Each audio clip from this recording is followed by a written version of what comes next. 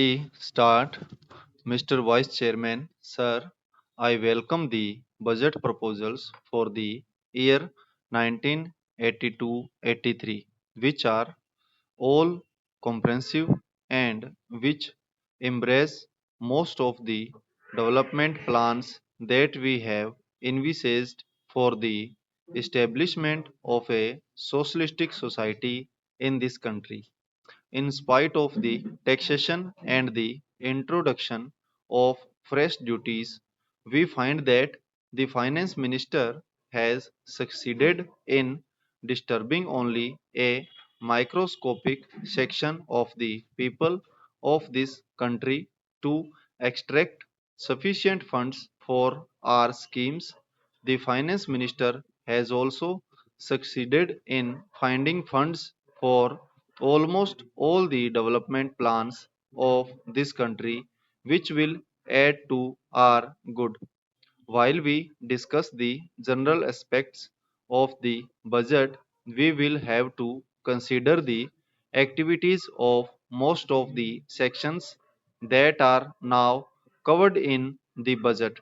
Even though the provisions are there, the I think, sir, the expenditure on some of the activities envisaged in this budget should be subjected to a through scrutiny.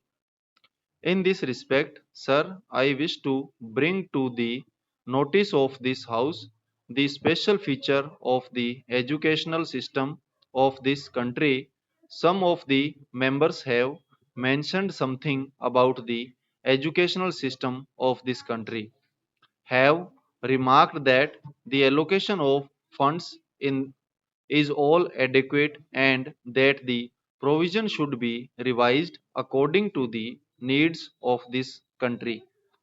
As the honorable member was speaking in Hindi, I did not truly understand what he meant, but still, sir, the educational system has created a sort of confusion in our country over the last 15 years, and every now and then we had been changing the schemes and plans for educating our children, and various states have adopted different schemes which have actually created a feeling of disintegration among the people of this country. In some of the states, they have switched on to the regional languages as the medium of instruction, and in some states they think that English should be retained as the medium of instruction, but the people believe that the medium of instruction should be Hindi. That is the national language of our country. But sir, the time is not yet ripe for us to switch on the Hindi.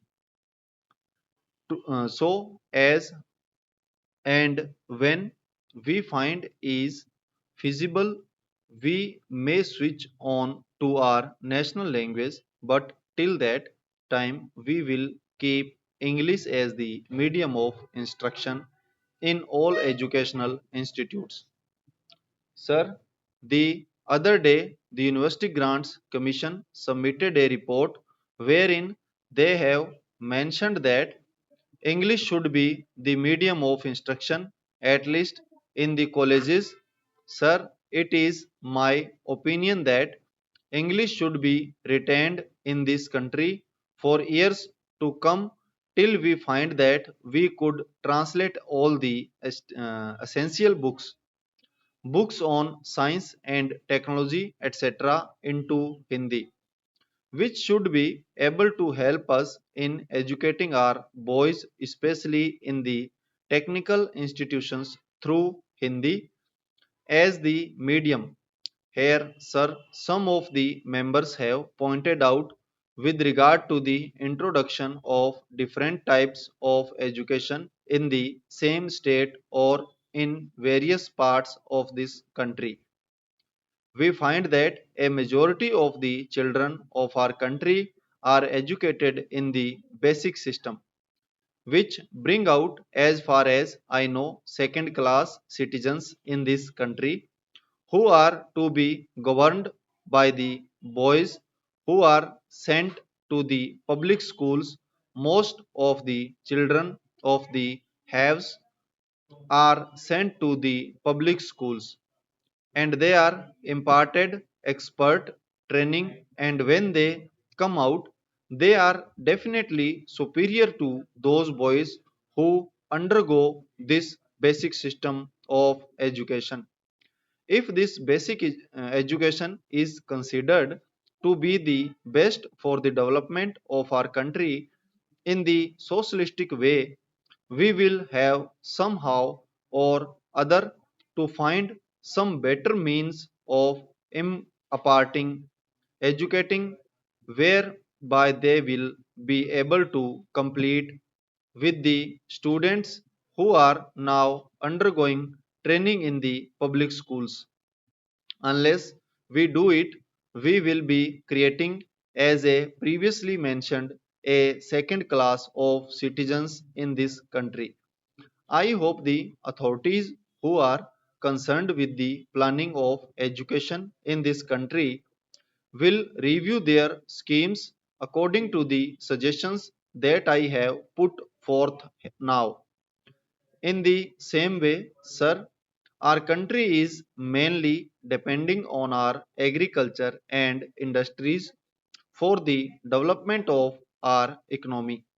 But the agriculturists are an ignorant section of our people who do not find in spite of the development in that sector of our economy of high production a better income as the industrial section is having in this country.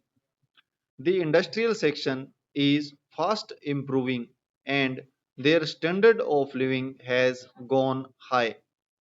At the same time, in spite of the better production in the agricultural section, the agrarian population has not come at par with the industrial section of this country. In the same way, industrial laborers are organized, most of them are given so many benefits and advantages according to the legislation that is passed for the betterment of industrial laborers of this country. Stop.